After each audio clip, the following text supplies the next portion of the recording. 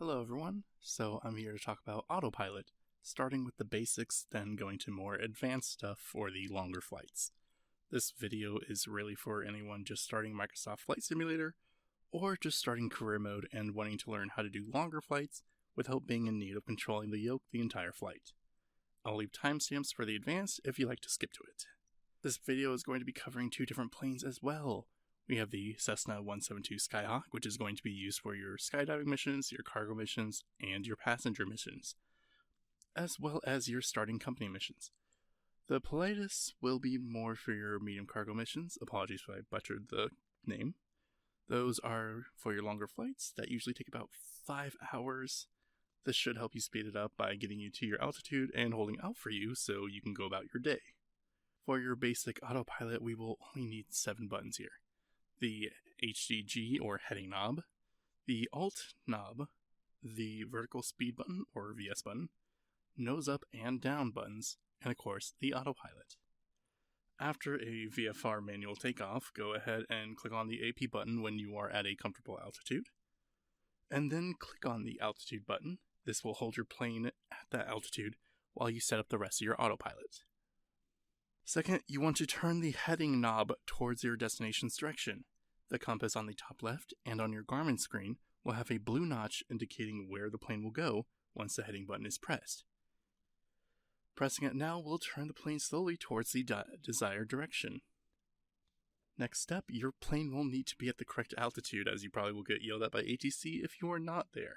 So go ahead and turn the altitude knob there at the very bottom to the desired altitude. The back knob is for changing by thousands, while the front knob changes by hundreds.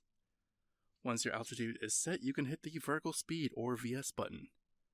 Then press the nose up to get a little bit of positive altitude in your climb. For the Cessna 172, please be mindful to not overdo the climb rate, as the engine is not strong and can lead to the autopilot setting your trim to 100%, leading to a stall if the winds are strong or if you are in a storm. The same can be done vice versa with nose down to descend the plane upon descent. Once you reach pattern entry near the approach airport, go ahead and disable autopilot to land the plane manually. That's it for your basic autopilot. So for advanced autopilot, we actually will first begin outside the plane with the EFB, or as it's known, the electronic flight bag. This will be how we set our departing and arrival airports as the procedures we will follow to take off and land at. First, pick whatever ways you'd like, but for easy arrival, do make sure to pick RNAV procedures. This will make landing way easier for you. Once you have everything set up, go ahead and send the flight plan to the ATC and start your flight. Once on board the airplane and with the engine on, open your EFB again and send to avionics. This way, the airplane has our path loaded into the GPS. Please do note that the GPS will have a different path than what the blue squares will show you if you still have those active. Do not be afraid if it seems like you are flying away from that path. The GPS is taking you the fastest way it knows to the next waypoint. For some planes, you will have to use your mouse for the touchscreens instead of the controller.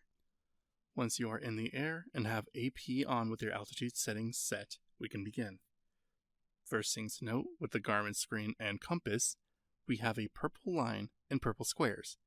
That is the GPS path that is put into your airplane, as well as the settings that are tuned by you. In the compass, there will be 2 purple lines that will be across from each other with a middle line either between them or to the side. To begin the navigation lock, you want to turn your heading to intercept that middle line. Once you get close enough to the purple line with nav mode on, your plane will automatically start turning to adjust to it, and it will automatically turn off heading mode while keeping the nav mode on. Once the GPS is aligned and your altitude is set, you do not have to worry about it for the rest of the flight.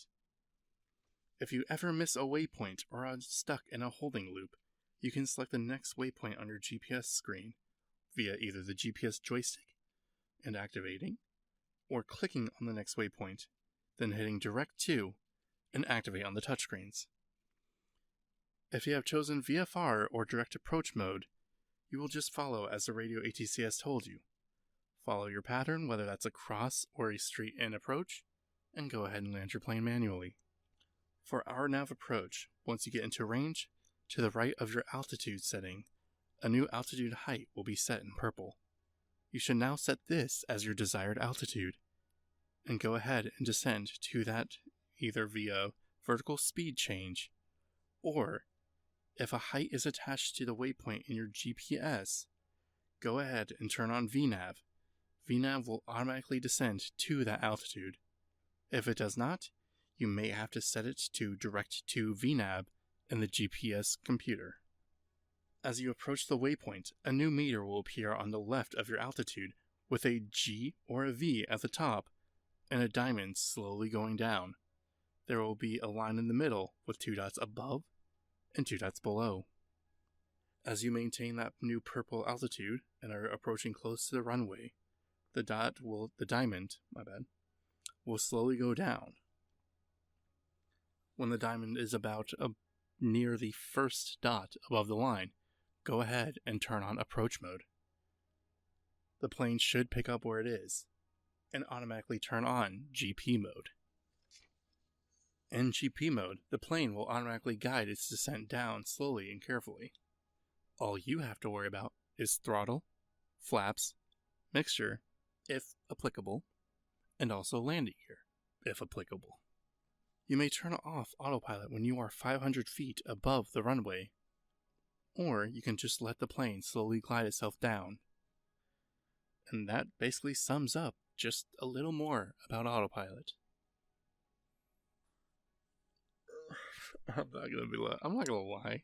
I had no idea how to control any of the autopiloting stuff.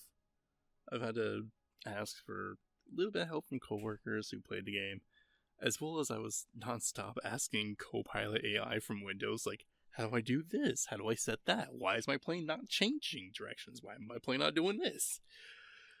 So, yeah, I thought I'd just make a quick video. As quick as I can.